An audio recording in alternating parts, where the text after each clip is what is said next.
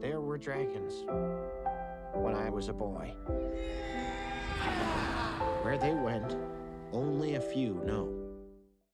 Here's up, viewers. Something is going to happen to the dragons in How to Train Your Dragon 3, and for those who have followed the channel for a while, they know that I have a theory about what might happen to them in the final film. But I've usually spoken about it kind of tangentially, thrown in with other videos that have talked about a bunch of other stuff, so a lot of people probably haven't heard it. I thought it'd be good to put it all into a single, concise video to tell you what might happen, or at least what I think might happen. And to take a leaf from John Green's book, like any book that is overproduced into a movie series, this story will be split into 3 parts: overcrowding, denial, and acceptance. Part 1. Overcrowding. Before we talk about how overcrowding will lead to them vanishing, we need to talk about the opening line to the trailer. There were dragons when I was a boy. Where they went, only a few know. This line comes from the very first book in the series by Cressida Crosswell, which the films are inspired by. There were dragons when I was a boy. But how much is the writer and director, Dean DeBlois, actually taking from the book series? We know he's taking from the start, but how much is he taking from the final book in the series, How to Fight a Dragon's Fury, where we learn what eventually happened to the dragons? If you don't want spoilers for the book series, then skip to this point. We're good? Okay? You're not there?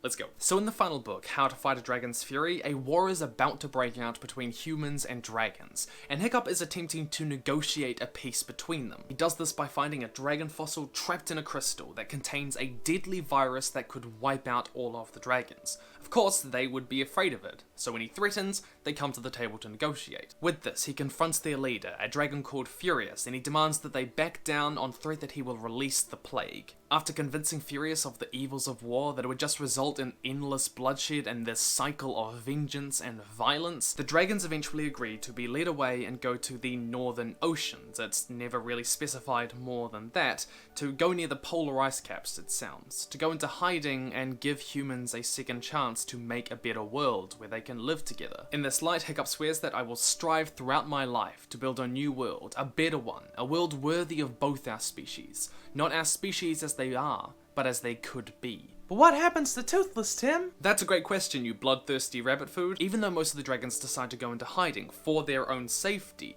Toothless actually decides to stay back with Hiccup, along with a couple of others.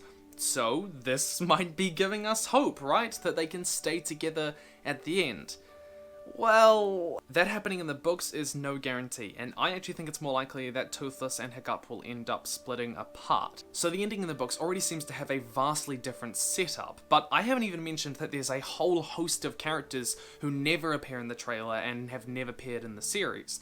There's this witch Excelinor, Alvin the Treacherous, who does appear in the TV series, but he probably won't appear in the film series. And it does seem from the trailer that the antagonistic force in the movie will be Grimmel the Grizzly, not this rebellious dragon Furious. And the Light Fury will be the other main character that they introduce. There's no reference to the Dragon War, the Rebellion, Luna, and any number of other things that appear in the books. So, is this how the film series is going to end?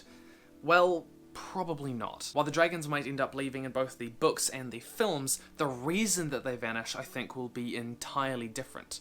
So let's start with overcrowding. The trailer starts off with us seeing Berk overpopulated with dragons, and Gopper even describes his perfect world as Your utopia, maybe.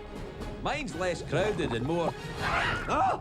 Sanitary. Dragons are everywhere, and it's becoming a problem. They're in their food, they're crowding their streets, they have nowhere to keep them, and it's hard to feed them. Later in the trailer, we see this shot, where the towers collapsing into one another, and we can tell from the aesthetic that it's pretty clearly Berk from the first shot in the trailer. It's been built up, it's got lots of towers, it's extremely colourful, it's a lot larger. And these towers have probably been built to accommodate the huge numbers of dragons that they're having to house. And I'm pretty sure that this collapse is going to be the result of overcrowding. They had to build up these towers and they went too high and it became too unstable and it's all coming crashing down. The citizens are going to realize that something needs to be done and they're going to ask Hiccup to do something about it. So, banish to the Northern Oceans with you, right? Well, no. This is going to prompt Hiccup to try and find somewhere that the dragons can live other than Berk, and that will lead them to the hidden world. Wow. It's a hidden dragon world.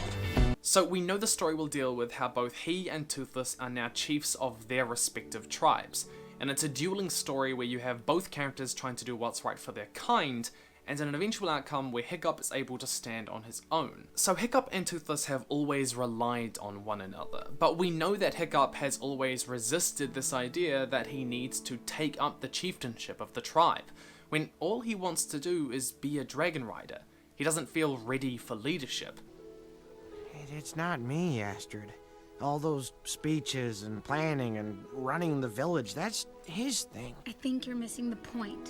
But he's forced into it at the end of the second movie when Stoic dies. It's that struggle of the things you want versus the responsibilities that you have to others. Yep, that's all adulthood is. Just responsibilities and not being a dragon rider.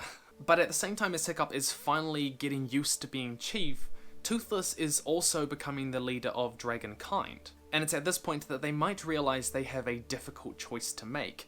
If Toothless was to lead dragonkind away to a new haven, a new home, then Hiccup wouldn't be able to come with him. He would have to stay with his own kind, his tribe. So they're going to find the hidden world, and they'll realize pretty early on that they could very easily take all of the dragons there. They would be safe, they would have a home. It's a whole world that would be completely separate from the human one, if they really needed.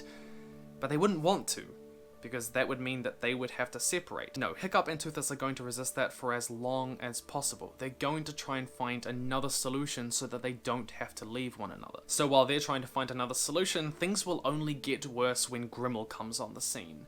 And it's Grimmel who hunts Night Furies and uses dragons as slaves. We can see this in his giant flying contraption, and how he talks about dragons as just ready to be used. Hiccup and Toothless will be trying to keep them safe from their army, preventing them from being captured and enslaved, and the pressure will just pile on and get more intense. It's difficult to imagine they could ever protect them from the entirety of the human world, who don't see dragons as equals, as friends, who just want to use them as animals and nothing more. It's possible that Grimmel, realizing how many dragons are currently at Berk, will head for it with his army, and we may get this moment. We are no longer safe here. We all have to disappear, completely off the map. This could be Hiccup and Toothless trying to make things work, protect their dragons, while also trying to protect their home. It's going to be difficult for them. Then the final battle will happen. Grimmel will capture the Light Fury, and everything will go south. The dragons will be at stake. Berk will be at stake. Hiccup even says, "We have to fight for their freedom." and I think that this might be a reference to the books, where Furious, his main motivation, is that dragons are enslaved by humans. And Hiccup actually promises that he will make sure that no other dragons are treated as slaves in the future. So this may be a reference to how Grimmel uses them as slaves in his army. And this would be the most intense point of the movie. Both Hiccup and Toothless would still desperately not want to leave one another. They would think that they could get through this one battle and fight them off. But then, well, we get to the third part. Acceptance. It's only after this traumatic battle, after dragons were enslaved or tortured or even killed, that Hiccup and Toothless will realize that humans and dragons simply cannot coexist. That dragons just aren't safe in the human world. It may be that one of the dragons they know and love died, and that's what motivates them to sort of realize, hey, we need to step up to our responsibilities. We know that we love one another, but our ultimate duty is to our kind. And it's through this battle, through this crucible, that both Hiccup and Toothless will come into their own as leaders. They will be able to stand on their own, as the wording puts it. Coming to this decision at last, they will embrace one last time, and accept that they both need to do right by their people. Hiccup will lead his back to Berk, and Toothless will lead his into the hidden world. And that is how dragons will vanish. Or at least that's my theory. But I'm not so sure that it will end there. There's this one shot in the trailer of Hiccup with this new beard and this new clothing that we don't see him have at any other point in the trailer. This is pretty clearly set up to be a scene that takes place far later in time when he's far older, where Hiccup says that he wants to strive for a new world where humans and dragons can live in harmony. I think this is going to be an epilogue scene where he might have achieved that, or at least he's worked towards that. And as he's looking out onto the horizon, he meets Toothless again. Toothless comes to meet him, and they embrace one last time as old friends. years down the track. After Toothless and the Light Fury have had babies, and maybe Hiccup and Astrid have as well. But that is all from me. Question of the day: what do you have on your wall? As you know, people often say, I've got Lord of the Rings map, Skyrim map, Morrowind map, Oblivion map, Game of Thrones map. There's a calendar there from like 2015, and then I've got Hobbit posters there, and I think a Doctor Who one around there. I should probably change the Hobbit ones, to be honest. I want something new. What do you have in your room? Do you have art? If so, of what? Do you have photos? Do you have posters? Let me know down in the comments below. In the meantime, come follow me over on Twitter, Facebook. I'm trying to post those places more if you'd like to keep up more with what I do in my life. If you love the channel and this sort of content, then feel free. I would love for you to come support me over on Patreon. It means the world, just a couple of dollars a month. Otherwise, stay nerdy, Subfuries, and I will see you in the future.